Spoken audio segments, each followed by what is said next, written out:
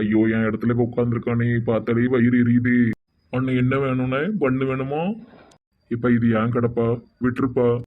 பாட்டி சொல்லிட்டாவோ, நான் அந்த இடத்த விட்டுட்டு வரமாட்டேன். எப்போ அடுத்தவன் விழுவா அந்த இடத்துல போய் உட்காரலான்னு காத்துக்கிட்டு கிடப்பானவ போல. இவன் காலில் விழுறதுக்கு அந்த பாட்டி காலில் போய் விழுந்துடலாம். முதலாளி ஐயா மண்டுக்கிட்டு ஐயா எங்க போறீங்க? வடிவு பாட்டி கிட்ட போய் மன்னிப்பு கேட்டு பேக்கரிய பலப்படி வாங்க போறேன். நீங்க யாரு சிங்கம்? அடுத்தவங்க கல்ல போய் விழுந்தா அசிங்கம். அப்படிலாம் நான் அசிங்கம் பார்க்க மாட்டேம்மா. நான் பண்ணது தப்பு தான். அவங்க எங்களுக்கு வாழ்க்கை கொடுத்த தெய்வம். அப்படிலாம் யோசிக்க முடியாது. பேக்கரி இல்லைன்னா என்ன முதலாளி ஐயா, 4 தெருவில் பிச்சை எடுத்தா கூட பணம் கிடைக்கும், கவலைப்படாதீங்க. பிச்சை எடுக்கணுமா? உன் கூட சேர்ந்ததுக்கு கடைசியில் அதான் நடக்க போகுது. அப்படி சொல்ல வரல ஐயா, உங்கள் அழகுக்கும் திறமைக்கும் இதை விட பெரிய பேக்கரியே கிடைக்கும். இப்படியே பேசிக்கிட்டு இருந்தா கையில இன்னும் பிச்சை தட்டு தான் கிடைக்கும். நான் உண்டு போமா. முதலாளி ஐயா மண்டுக்கிட்ட ஐயா நானும் வரேன். தயவு செஞ்சு வந்துடாத. உன்னை பார்த்தாலே இன்னும் கொஞ்சம் கோவப்படும் அந்த பாட்டி. பூ பூ பூ பூ வாங்கலையா பூ? இன்னைக்கு நியூ இயரு, வீட்டில் ஒருத்தரையும் காணும். நம்ம அதுவும் வீட்டில் இருக்க சொன்னா எங்கேயாவது ஓடிடுது. என்ன பிள்ளையோ இந்த ஆரியாதுக்கு உடந்து வேற. இந்த மகராஜனும் நதரசினியும் எப்போ பார்த்தாலும் ஃபேக்ட்ரி சுத்துதாவோ. எங்கள் வீட்டுக்கு கிழமை எங்கே போனாரோ தெரியல. கெஸ்ட் ஹவுஸில் குடிச்சிட்டு மலர்ந்து கிடப்பாரு. இன்னைக்கு நியூ இயர் வேற. இந்த உட்காந்துருக்கு இந்த அம்மா. அம்மா அம்மா பிச்செல்லாம் இல்லைப்பா. கொஞ்சம் திரும்பி பாருங்கம்மா. பிச்சைக்காரனை கூட உள்ள விடுவேன், உன்ன மாதிரி ஆள விட மாட்டேன். போ வெளியே. அம்மா தாயை மன்னிச்சு என் பேக்கரி என் கையில தந்துருங்கம்மா. நேற்று ராத்திரில என் பொண்டாட்டி அடிச்சு வீட்டை விட்டு விரட்டிட்டா. அவ என்ன ஒழுங்கா பேக்கரியை பார்த்துருந்தா இப்படிலாம் ஆயிருக்குமா? ஓ எந்திரி, ஆனா உனக்கு காலில் விடுவான். தயவு செஞ்சு மன்னிச்சிருங்கம்மா. எந்திரிக்க போறியா இல்லையா? பேக்கரி இல்லாம வீட்டுக்கு வரக்கூடாதுன்னு சொல்லிட்டாமா என் பொண்டாட்டி. அந்த கறிச்சட்டி மண்டையன் வேற கல்லால உட்காந்துக்கிட்டு தின்னுக்கிட்டே இருக்காம்மா. விற்கவே மாட்டுக்காம்மா. தயவு செஞ்சு கஷ்டப்பட்டு உருவாக்கிட்ட பேக்கரி என்கிட்ட தந்துருங்கம்மா. இனி இந்த மாதிரி தவறு நடக்காதுமா. நீ மட்டும் இந்த தவறுக்கு பொறுப்பு கிடையாது, உன் பொண்டாட்டியும் தான். அவளையும் கூட்டிட்டு வா. அப்புறமா என்ன செய்யணும் நான் யோசிச்சு சொல்றேன். ஆனா பேக்கரியை தர்றது டவுட்டு தான். 90% தரமாட்டேன், 10% வாய்ப்பு இருக்கான்னு பார்ப்போம்.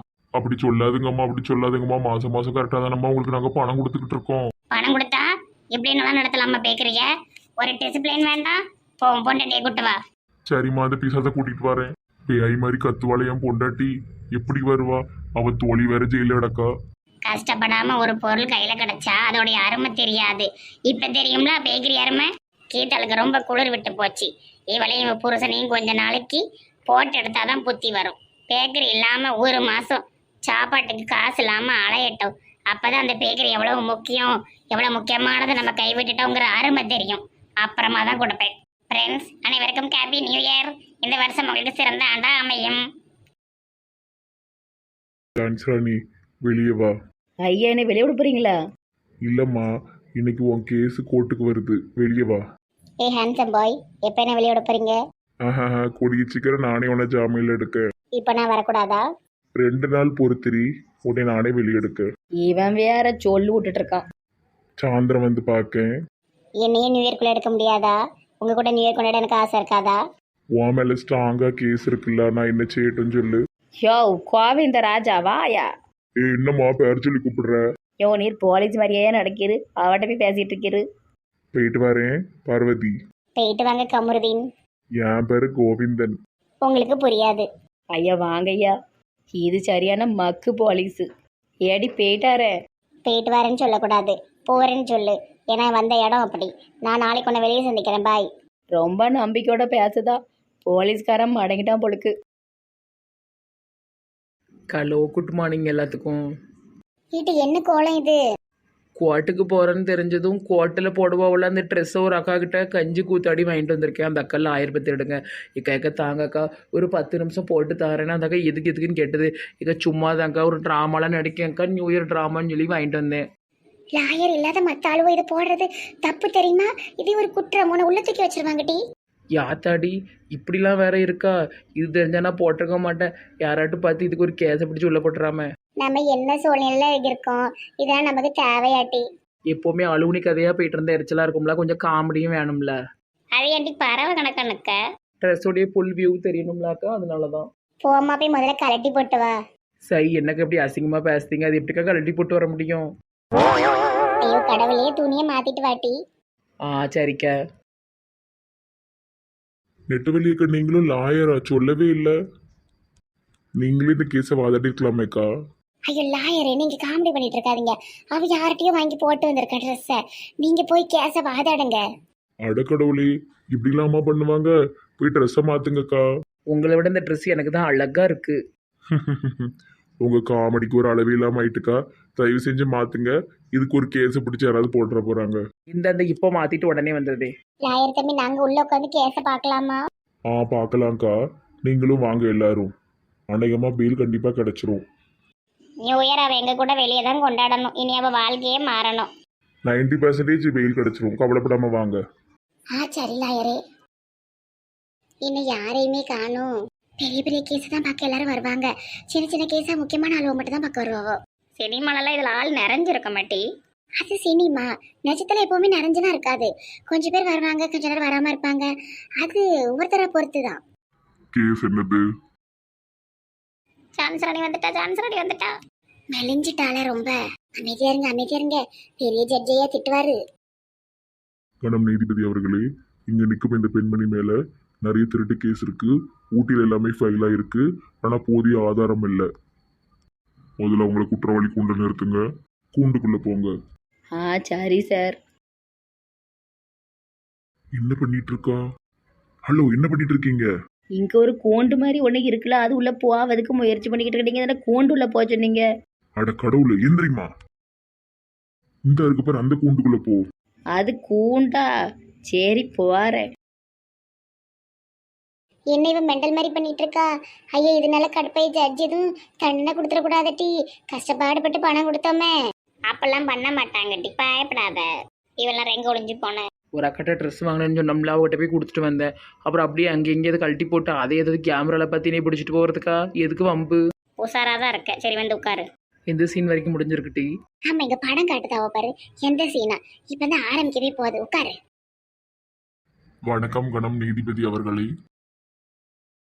லாயர் வந்தாச்சு. என்னுடைய கட்சிக்காரர் மிஸ் ஜான்சி ராணி என்பவர் மீது சுமற்றப்பட்ட குற்றம் உண்மையா பொய்யா என்பதை நிரூபிக்க எங்களுக்கு சிறிது கால அவகாசம் வேணும். இப்பொழுது அவங்களின் உடல்நிலையை கருத்தில் கொண்டு எங்களுக்கு ஜாமீன் தர வேண்டும். அதற்கான ஃபைன் அமௌண்ட்டை நாங்கள் கட்டிவிட்டோம். ஆமாங்க ஐயா, நான் ரொம்ப பாவப்பட்டவ, என்னையும் விட்டுருங்க. என் கட்சிக்காரர் மீது சுமற்றப்பட்ட குற்றம் போதிய ஆதாரம் இல்லை. எனவே அவங்களுக்கு உடனடியாக நீங்கள் ஜாமீன் தர வேண்டும்.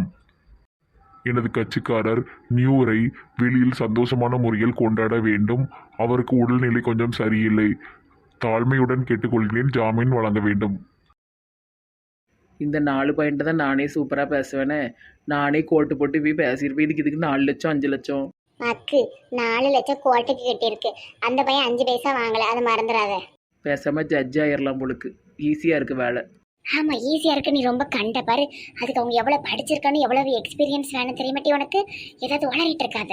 சரியம்மா, ஏதோ ஒரு ஆர்வ கோளாறுல சொல்லிட்டா உடனே ஏசிட்டு அடப்பா. ஓகே, உங்களுக்கு ஜாமீன் வழங்கப்படுகிறது. அடுத்த மாசம் இந்த கேஸை நீங்க நடத்தலாம். நன்றி ஐயா. தகுந்த ஆதாரத்துடன் குற்றம் நிரூபிக்கப்பட்டால் இவங்களுக்கு அதிகபட்ச தண்டனை வழங்கப்படும். யாத்தாடி. மதிவாணன் அவர்களே, உங்கள் ஸ்டேஷனுக்கு வந்த கேஸ் இது. இதுக்கு தகுந்த ஆதாரத்தை எல்லாம் நீங்கள் சமர்ப்பிக்க வேண்டும். Okay my Lord, the court is urgent. நீங்க வெளியே வர போறீங்க. இன்னும் கொஞ்ச நேரம் தான். ஃபார்மாலிட்டிலாம் முடிஞ்சது, நீங்க வெளியே வந்துடுவீங்க. ரொம்ப நன்றி லாயரே. நிர்மாண்டே ரொம்ப நேரம் திருப்பி வைக்காது. பயமா இருக்கு பேய் கணக்கு. ஐயா, சான்ஸ்ராணி வரப்போற.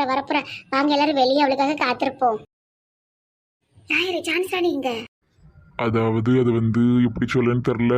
நமக்கு ஜாமீன் கிடைக்கல. 1 வாரம் கழிச்சு தான் விடுவாங்களாம். என்ன தம்பி விளையாடுவீங்களா? நீ வீரதுமா எங்க கூட இருக்கணும் தானே நாங்க கேட்டோம். டென்ஷன் ஆகாதீங்க. வந்துருவாங்க. நான் சும்மா விளையாண்டேன். அதானே, நாங்கள் கூட 5 லட்சத்தோட எஸ்கேப் ஆயிடுவோம்னு பயந்துட்டோம். ஐயோ அக்கா, அது எனக்கே கிடையாது. நான் இப்போவோ கோர்ட்ல கட்டியாச்சு. நீங்க வேற அதிகம் சொல்லிட்டு இருக்காதீங்க. ரொம்ப நேரம் ஆயிட்டு. எப்ப வருவா? சாயந்தரம் ஆயிருமோ? ராத்திரி ஆயிருமோ? காலையிலே வந்துட்டோம். நாங்க மதியம் ஆக போகுது. அவளும் எங்களை மாதிரி தானே சாப்பிட்டுருக்க மாட்டாள. கோட்டுள்ள சாப்பாடுலாம் கொடுத்த மாதிரி தெரியலையே. எவ்வளோ நேரம் தான் பசியோட கிடப்பா. அவளாரும் ஒரு மாதிரி என்னைய மாதிரி பசி தங்கி கிடக்க மாட்டா. ஏன் செல்லங்களே. சான்ஸ் ராணி, உன்னைய தேடி நாங்க எப்படி தவிச்சோம் தெரியுமாட்டி? ஏன் செல்லங்களா, என் தங்கங்களா, என் உயிர் என் மூச்சு எல்லாமே உங்களுக்கு தான்டி. இப்படி ஒரு ஆளுவலை நான் பார்த்ததே இல்லட்டி. நீ இல்லாமல் நோயரே கொண்டாடக்கூடாதுன்னு இருந்துட்டி எப்படியும் இந்த லாயர் வாயால வாதாடி உன்னையும் வெளியே கொண்டு வந்துட்டாரு. நல்லா சாப்பிட்டு எத்தனை நாள் ஆச்சு தெரிய மாட்டேன். உங்களை மாதிரி என் வாழ்க்கையில் நான் யாரையுமே சந்திச்சதில்ல. உங்களை மாதிரி எனக்கு ஒரு தாய் இருந்திருந்தா நான் இப்படி ஆயிருக்கவே மாட்டேன். இப்படி என் மேலே ஒரு கேஸே விழுந்திருக்காதே. அப்படிலாம் பேசாதம்மா. இனி நாங்க உனக்கு தாய்க்கு தாயா, அக்காளுக்கு அக்காளா, தங்கச்சிக்கு தங்கச்சியா, பிள்ளைக்கு பிள்ளையா இருக்கோம்மா. இது வரைக்கும் நீ பண்ணது எல்லாத்தையும் விட்டுருமா. இனி நல்ல பிள்ளையா இரு. எங்க கூட எப்ப சேர்ந்து அப்பவே நீ நல்ல பிள்ளையா மாயிட்டேன்னு எங்களுக்கு தெரியுமா. Past is past. இனி உன்னுடைய வாழ்க்கை இந்த நியூ இயர்ல இருந்து ரொம்ப பிரைட்டா சூப்பரா இருக்கணும் டி. எப்படிடி வெளியெடுத்தீங்க? இங்க இருங்க ஜான்சி ராணி, நான் உங்களை இதுக்கு வரைக்கும் முன்ன பின்ன பார்த்தது கூட கிடையாது. ஆனா இவங்க எல்லாத்தையுமே எனக்கு தெரியும். ரொம்ப அன்பானவங்கிறதும் தெரியும். ஆனா ஃப்ரெண்ட்ஷிப்காக இவ்வளவு ரிஸ்க் எடுப்பாங்கங்கிறது எனக்கு தான் தெரியும். உங்களை வெளியெடுக்கிறதுக்காக ஒவ்வொருத்தரும் ஒரு லட்சம், மொத்தம் 5 லட்சம் கொடுத்துருக்காங்க இந்த 5 பேரும். அட கடவுளே, 5 பைசாக்கு லாய்க்கு இல்லாதவனா? எனக்கு 5 லட்சமா? என்ன கை மாறிட்டின்னு அவங்களுக்குலாம் செய்ய போறேன். எப்பவுமே எங்க கூடயே எங்ககிட்ட உண்மையான அன்போடு இது வரைக்கும் எப்படி இருந்து அப்படியே எங்க ஃப்ரெண்டா இருந்தாலே போதும் டி.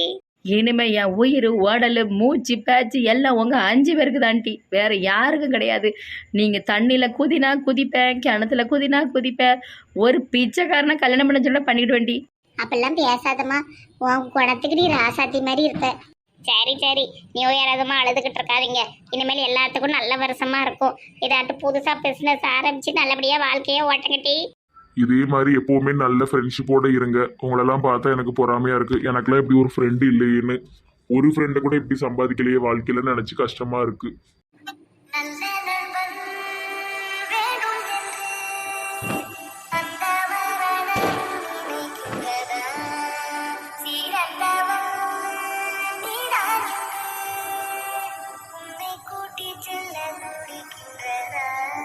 சரி சரி, கண்ணீரெல்லாம் தொடச்சிட்டு வாங்க, சந்தோஷமா இருப்போம்.